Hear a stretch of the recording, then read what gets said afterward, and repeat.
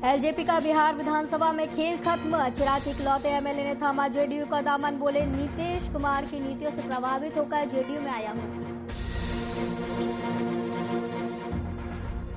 VIP news की खबर का बड़ा असर। मधुबनी हत्याकांड में संलिप्त मुख्य आरोपी गिरफ्तार। नवीन झा समेत 5 की हुई गिरफ्तारी।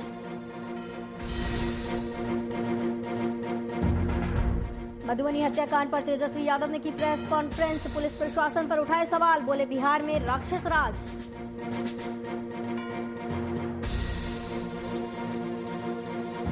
पटना में बायोमेट्रिक जांच के दौरान 11 अभ्यर्थियों की गिरफ्तारी। फिंगरप्रिंट मैच नहीं होने पर फर्जीवाड़े का हुआ खुलासा। बिहार कर्मचारी चयन आयोग की हुई थी लिखित परीक्षा।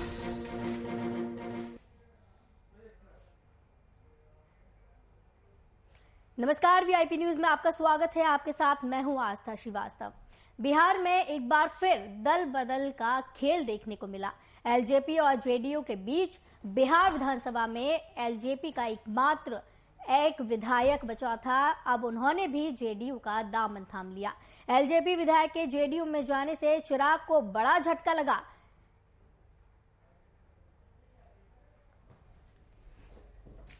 एनडीए का पार्ट था और एनडीए में होने की वजह से और पार्टी की जो हमारी नीतियां थी वो बिल्कुल ही स्पष्ट नहीं थी कि एनडीए में है नहीं है। तो मुझे तो एक स्पष्ट अपना निर्णय लेना था। मैं एनडीए में था तो मुझे लगा कि एनडीए के एक लेग के साथ जो मेरी विचारधारा, मेरी मानसिकता से मेल खाती है, मैं उसके साथ आ गया। कहीं न कहीं ये कहा जा रहा है कि चिराग पासवान जो थे काफी घमंडी विचार के थे, अच्छे व्यवहार नहीं करते थे।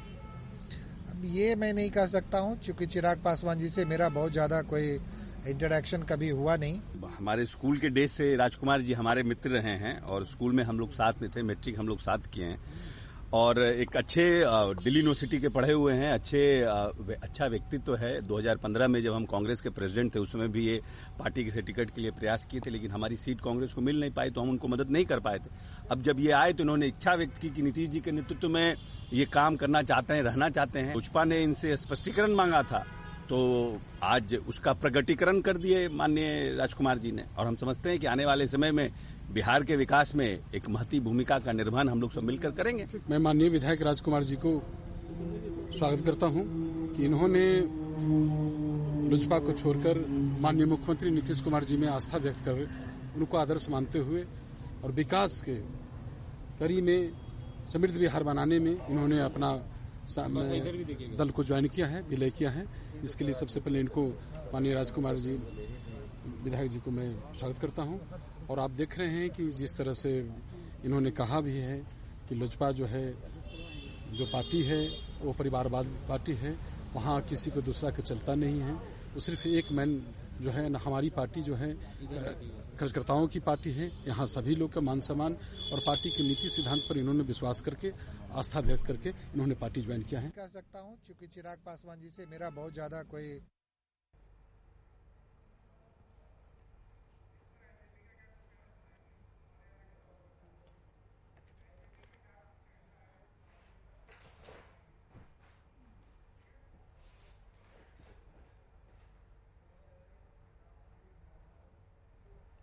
आइए सुनाते हैं इस मामले पर एलजेपी का क्या कुछ कहना है।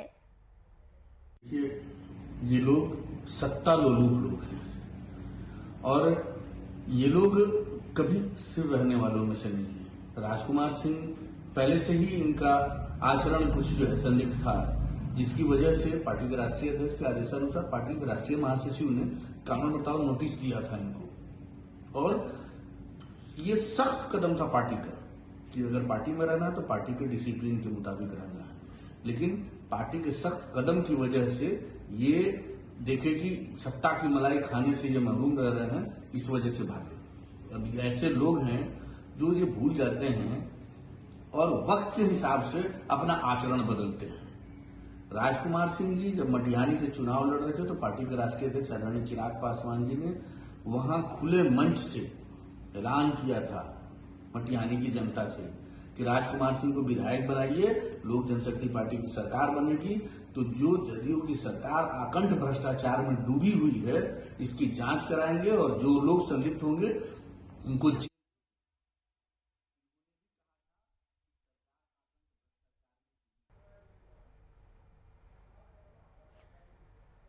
इस खबर की तमाम जानकारी के लिए हमारे साथ संवाददाता कुमार गौतम सीधे जुड़े हुए हैं। गौतम जी, नीतीश सरकार का एक और झटका चिराग पासवान को लगा है। इस मामले पर क्या कुछ देखा जा रहा है, राजनीतिक हलचल?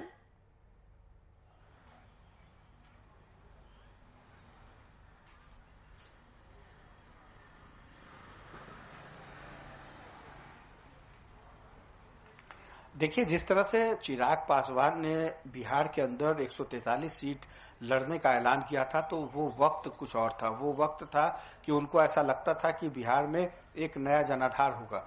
लेकिन वर्तमान स्थिति ये है लोक जनशक्ति पार्टी की कि न तो बिहार के अंदर विधानसभा में उनके कोई सदस्य हैं और न ही विधान परिषद में।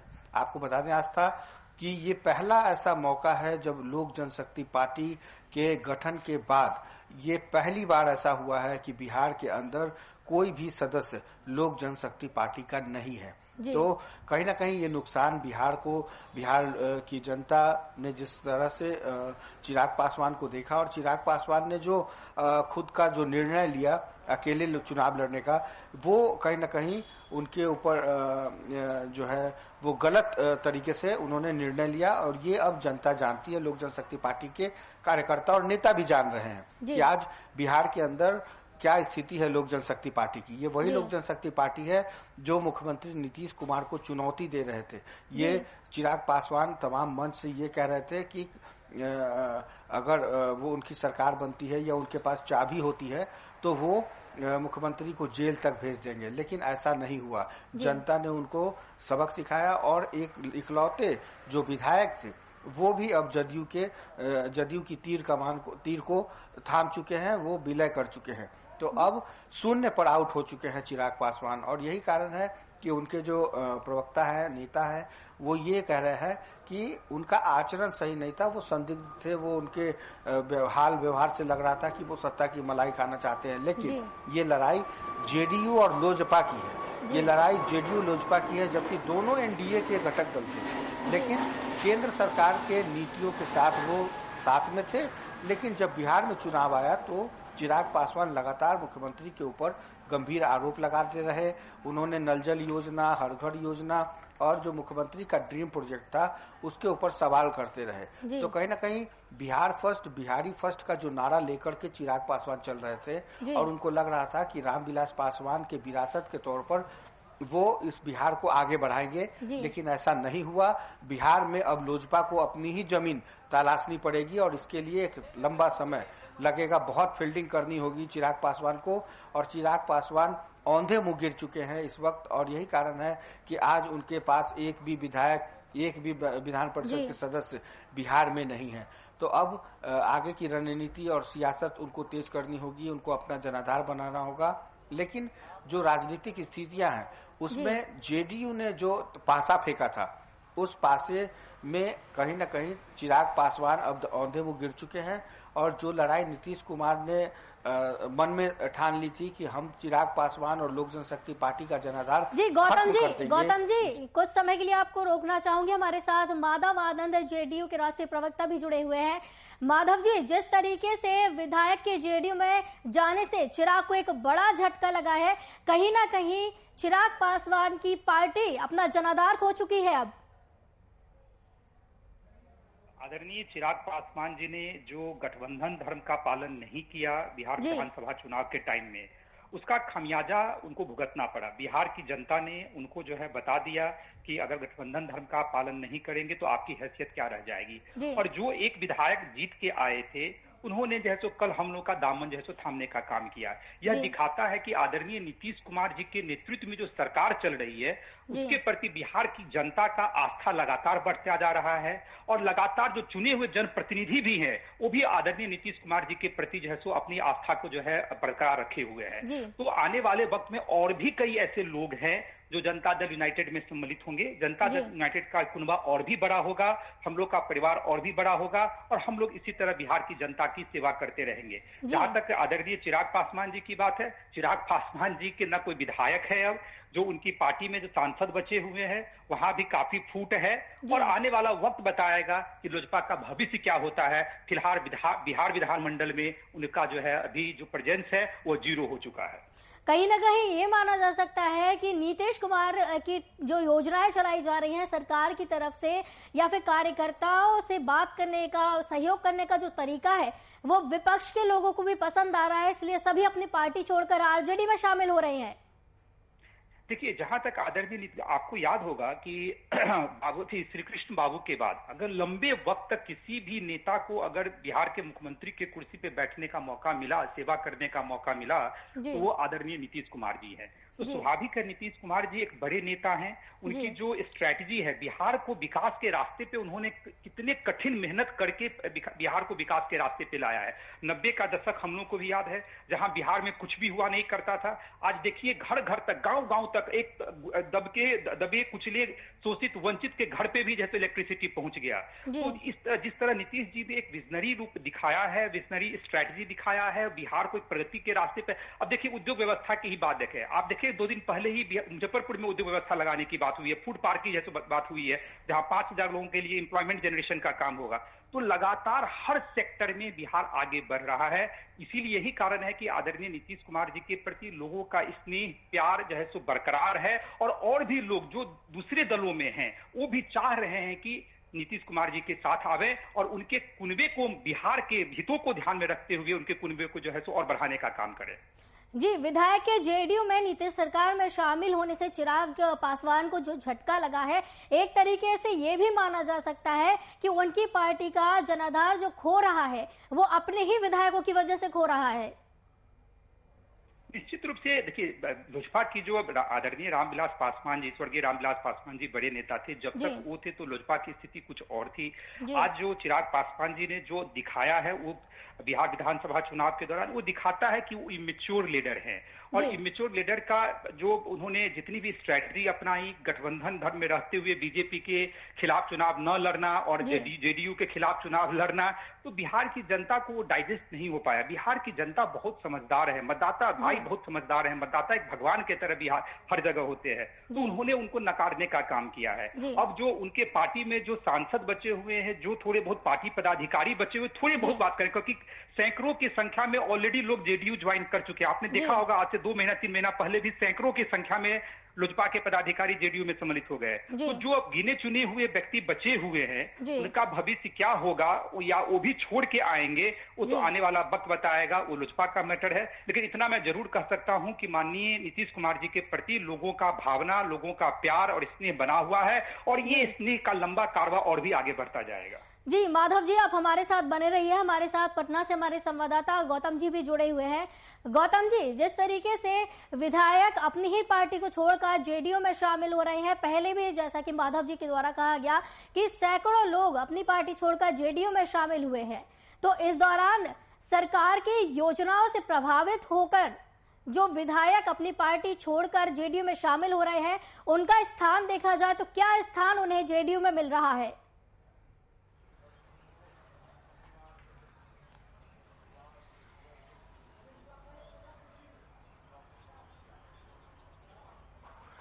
बिल्कुल, मैं माधव जी को सुन रहा था। माधव जी ने बहुत अच्छी बात कही कि सरकार की जो योजनाएं हैं, उस योजनाओं से प्रभावित होकर जो दूसरे दलों के नेता हैं वो जदयू में आ रहे हैं। लेकिन कहीं ना कहीं जदयू भी ये चाहती थी कि उनके जो आंकड़े हैं,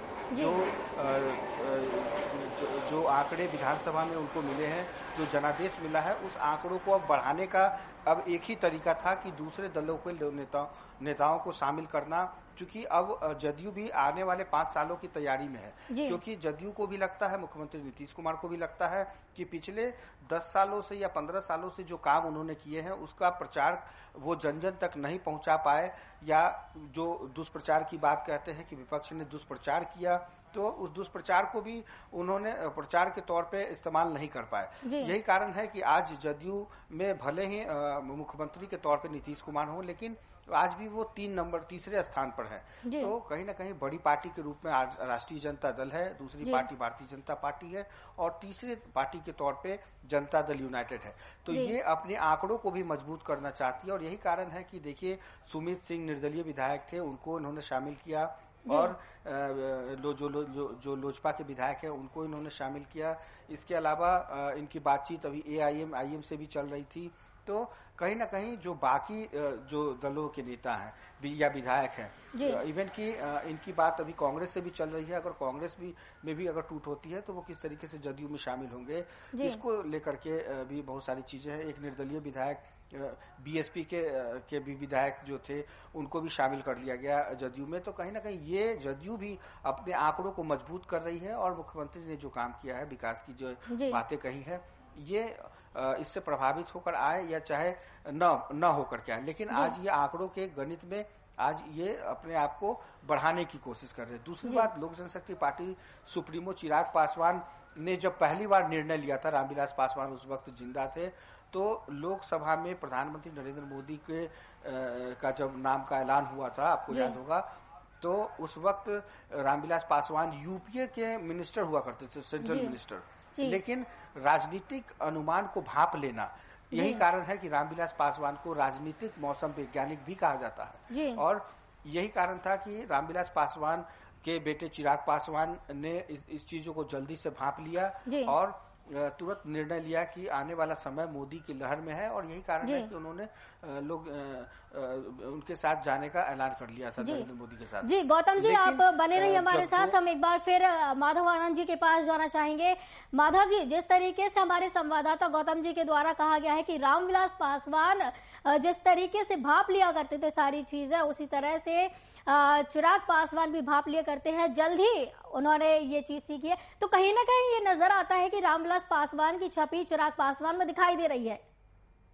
मुझे नहीं लगता है कि देखिए कि जो रामविलास पासवान जी एक बहुत ही मैच्योर नेता थे, बहुत ही मैच्योर। उनकी बैठ हर पार्टी में दलगत भावनाओं से ऊपर उठ के लोग उनको जो है आदर सम्मान किया करते थे। लेकिन चिराग जी, अभी मैं कह सकता हूं, नहीं बोलना चाहिए, शब्दों के चयन में बारीकी रखनी चाहिए, बचपनापन है।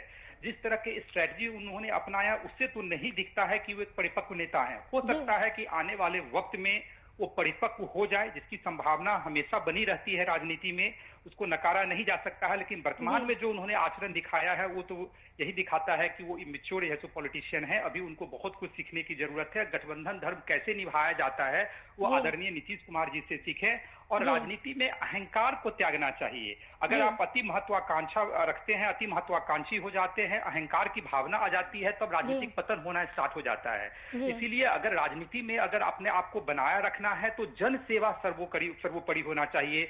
जो सिंप्लिसिटी होती है, जो देखिए आदरणीय नीतीश कुमार जी से देखना चाहिए कि आदरणीय नीतीश कुमार जी इतने लंबे वक्त तक बिहार के कुर्सी पे विराजमान है, लेकिन आज तक एक भी कोई उनके ऊपर दाग लगा हुआ हो। कितने विनम्र स्वभाव के, दलगत भावनाओं से ऊपर उठ के भी लोग उनसे मिलते हैं, उनका आदर सम्मान करते हैं। तो उस तरह की जब उनमें भी आएगा तो निश्चित रूप से राजनीति संभावनाओं का खेल है। आगे क्या होगा तो आने वाला वक्त बताएगा। अभी तो फिलहाल मैं यही कह सकता हूं कि लोजपा की जो स्थिति है अत्यंत दयनीय है। सभी लोग एक एक करके उनको छोड़ रहे हैं। अब कैसे कुनबा को बरकरार रखें, कैसे अपने कुनबा को स्ट्रांग बनाएं, उनके लिए नई स्ट्रेटजी बनानी पड़ेगी। और लोजपा का वो इंटरनल मैटर है। हम लोग का जनता दल यूनाइटेड काफी स्ट्रांग है, और भी लोग इसमें और जुड़ेंगे, और हम लोग का कुनबा लगातार बढ़ता जा रहा है। समाज के सभी वर्गों का प्रतिनिधित्व जो है तो जनता दल यूनाइटेड कर रही है, और आदरणीय नीतीश कुमार जी को बिहार की जनता असीम स्नेह और प्यार जो है तो दे रही है, और आगे भी देती रहेगी। जी माधव जी, जिस तरीके से लोजपा में अपनी ही पार्टी के विधायक दिख रहे हैं, दूसरी पार्टी में शामिल होते हुए जेडीयू में विधायक शामिल हो रहे हैं, जेडीयू का जनाधार लगातार बढ़ता जा रहा है और लोजपा का जनाधार खत्म होता जा रहा है। आप लोजपा को आगे अगर देखा जाए 5 साल बाद किस स्थिति में देखते हैं? ये स्ट्रेटजी होती है, मैं कौन होता हूं लोजपा के बारे में बोलने के लिए। हाँ, लेकिन अभी जो जरूर इस पे बात हो रही है, क्योंकि उनके विधायक हम लोग के पार्टी में कल सम्मिलित हुए हैं, इसीलिए उस पर मैं कमेंट कर सकता हूं। आने वाले 5 साल में लोजपा का भविष्य क्या होगा वो आदरणीय चिराग पासवान समझे, उनके पार्टी के लोग समझे। मैं उनको शुभकामना दे सकता हूँ कि भाई कि आप आगे बढ़े, आपकी पार्टी आगे बढ़े, यही शुभकामना मैं दे सकता हूं। बाकी तो पार्टी चलाना उनका काम है, पार्टी को आगे कैसे बढ़ाएंगे उनको स्ट्रेटजी अडॉप्ट करनी है। मैं जिस पार्टी में हूं अपनी पार्टी के प्रति आस्था व्यक्त करता हूं, और आस्था व्यक्त रहना ही चाहिए, सबों का रहना चाहिए। तो उसमें हम लोग आगे बढ़ रहे हैं। जनता दल यूनाइटेड का कुनवा जो है सो लगातार बढ़ता जा रहा है और 2025 जो अगला बिहार विधानसभा चुनाव होगा उसमें आप देखेंगे कि बिहार विधानसभा में हम लोग की स्थिति उस समय क्या होती है। जी बहुत बहुत धन्यवाद माधव आनंद जी, जेडीयू के राष्ट्रीय प्रवक्ता हमारे साथ जुड़े थे इस खबर की तमाम जानकारी के लिए। हमारे साथ हमारे संवाददाता पटना से कुमार गौतम भी जुड़े हुए हैं। गौतम जी, जिस तरीके से माधव जी के द्वारा कहा गया है कि चिराग पासवान में अभी बेहद कमी है, नेतृत्व की कमी है और रामविलास पासवान की छवि कहीं से भी कहीं तक चिराग पासवान में देखने को नहीं मिलती है, नेतृत्व की कमी से विधायक पार्टी छोड़ रहे हैं।